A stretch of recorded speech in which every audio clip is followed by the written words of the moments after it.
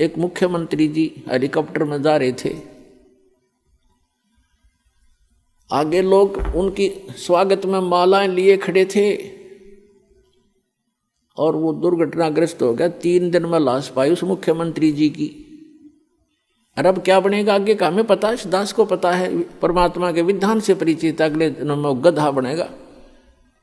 अपने पूर्व जन्म की मलाई को नाश कर लिया, आगे भक्ति की नहीं, चार्जर ठीक मिला नहीं। पुण्यात्मा होते हैं जितने मंत्री हैं या अफसर हैं, अधिकारी हैं, या कोई व्यवसाय है जिसका, और या वैसे मानव श्री प्राप्त है जिनका, जो तो वो भक्ति के लिए भटकते रहते हैं।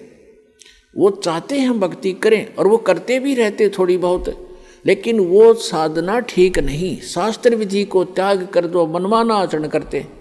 जैसा आपको रोहतक के एक परिवार का उदाहरण दिया, वो साधना कर रहे थे, शास्त्र विधि त्याग का मनमाना आचरण कर रहे थे। वो नकली गुरु था जो उनसे क्रियाएं करा रहा था, और उनको ये भ्रम था कि तुम इन गुरु जी के द्वारा बताएगी साधनाओं से आप सुखी हैं। अब इस तत्व ज्ञान की रोशनी में आपको पता चलेगा कि वो उसके पूर्व जन्म के प्रारब्ध थे, वो पूर्व जन्म के संस्कारों से बनी किस्मत में लेख थे, उनको वो मिटा नहीं सके वो गुरु और उनकी साधनाएं।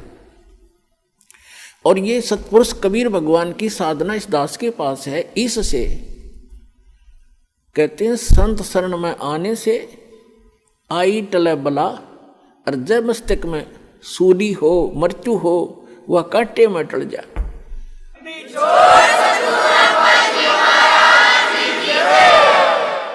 तो वह कांटे में टल जाए, यानी थोड़ी बहुत, जैसे किसी की मृत्यु होनी हो और टांग टूट गई दुर्घटना में, सारा न बचाव रह गया, टांग तो जुड़ जाएगी 6 महीने में, और जीवन कैसे मिले। तो इस परमात्मा की शरण में आने से आपके परिवार की रक्षा होगी।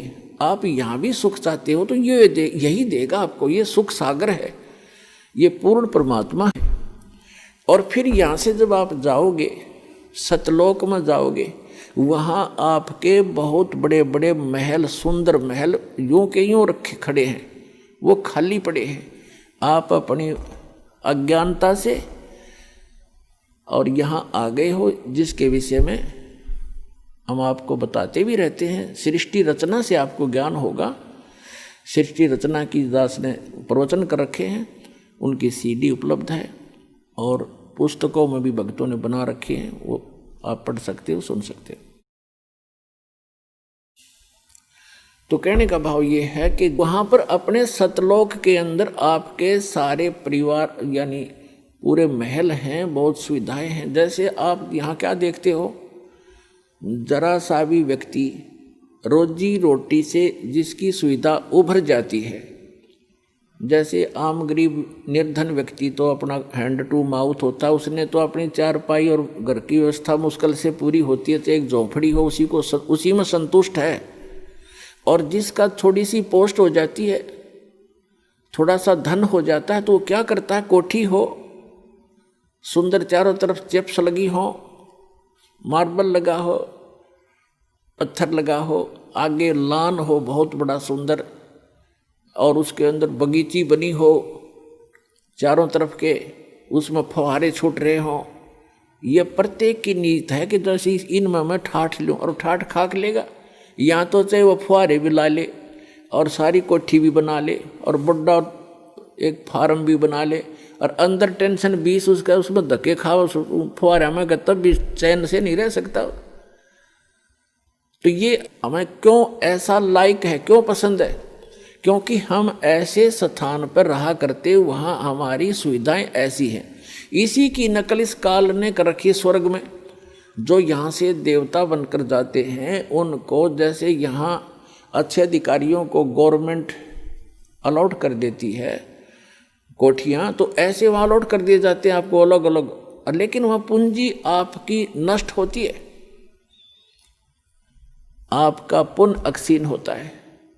तो वो सुविधाएं, उस सतलोक वाली सुविधा से स्वर्ग की तो ये समझ लो उसके तुलना में वो कुछ भी नहीं है जो सतलोक में आपको सुविधा है। स्वर्ग में भी ऐसा ही है, मृत्यु होगी, पुण्य समाप्त होंगे, आप फिर यहाँ होगे।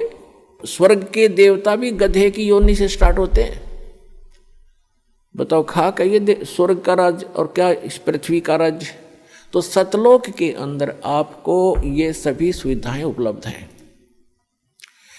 जैसे अभी तक ये नकली पंथ कबीर साहब की वाणी चुरा के अरे एक पंथ चला बैठे, कितने जीवों का नाश कर दिया, राधा स्वामी पंथ, जय गुरुदेव पंथ, और ये सच्चा सौदा सरसा और जगमाल वाली पंथ, एक ये जनौद के अंदर बना हुआ है ताराचंद पंथ, ये भी उसी कुएं का जल है राधा स्वामी वालों का। तो ये क्या बताते हैं ऊपर कि प्रकाश ही प्रकाश है, चेतन ही चेतन है।